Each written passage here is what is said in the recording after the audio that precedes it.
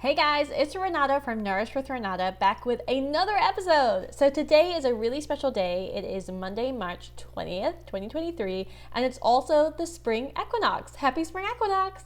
So this is a really powerful time of the year that ultimately is day one of the spring. It's a great time for rebirth and renewal, and so that's why I love this idea of planting seeds. Now for many people, depending on whether you may or may not be able to plant literal seeds right now.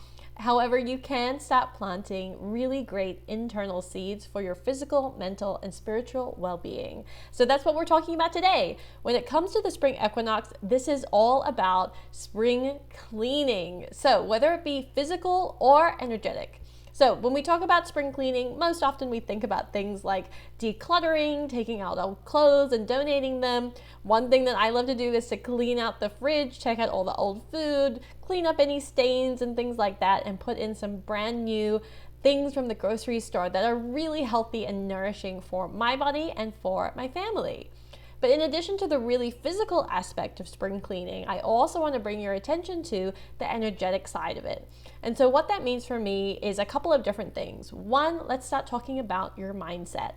So really start thinking about what are some of those stories that I've been telling myself that could potentially be holding me back from achieving the level of health and wellness that I want in my life. Perhaps I'm telling myself negative stories about what I'm able to do or what I'm capable of doing when it comes to my health, whether it be going to the gym or eating healthily or having even the time to be able to do those things. These are all old stories, and what I love about the spring equinox is that it's the perfect time to become aware of those particular stories, cast them aside, recognizing that they're no longer serving us, and to plant new seeds about the stories that we want to cultivate, the things we want to continue to tell ourselves that will actually help us to reach our health and nutrition goals this year. So what are those seeds for you? What are the old weeds that you're ready to pull out of the ground and cast aside? And what are the new seeds that you want to start to plant, nurture, and nourish every single day? In addition to the mental aspect, when we think about spring cleaning, also think about your energy. How does the energy in your house feel right now, or in your room, your office, your bedroom, everywhere? And what can you do to really start to shift that energy more into alignment with what you want to bring into your space? So this could literally mean decluttering, like we've talked about before. It could mean tidying up. It could also mean grabbing a little bit of Palo Santo or sage.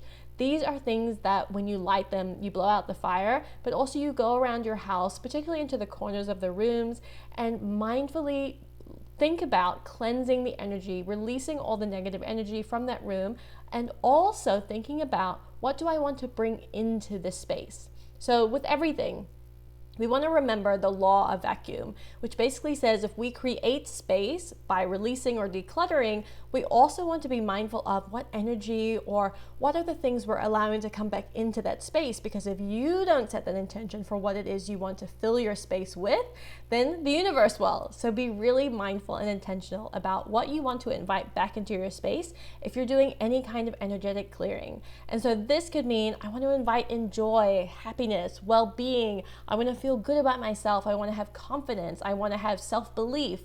What are those things that you want to bring into your space when it comes to the energetics, the energy that you want to feel when you walk into your room, when you walk into your office?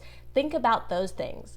Now, one exercise, in addition to the ones I've already mentioned that I'm going to do, and I invite you to do this too, is to think about and write down what are you releasing and what are you calling in. And so this can happen really easily in your notebook or on a sheet of paper, and simply write down what am I ready to release? What am I saying goodbye to? As well as what do I want to invite in? What do I want to bring into my life, into my career, my relationships, my health?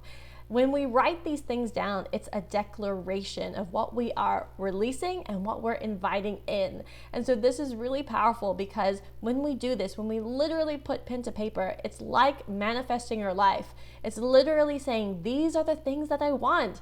And by writing it down, it takes it out of your head and it puts it into your 3D reality. It completely sets the tone for this upcoming remainder of the year and really for this upcoming astrological year. So get to work on some kind of spring cleaning today. It doesn't have to be arduous. It doesn't need to be a chore. Instead, it can be something that really invites and inspires you into this new set of months that we have for 2023. So whether it be physical spring cleaning, energetic, mindset, any and all of those things are a fantastic place to start when it comes to celebrating the spring equinox.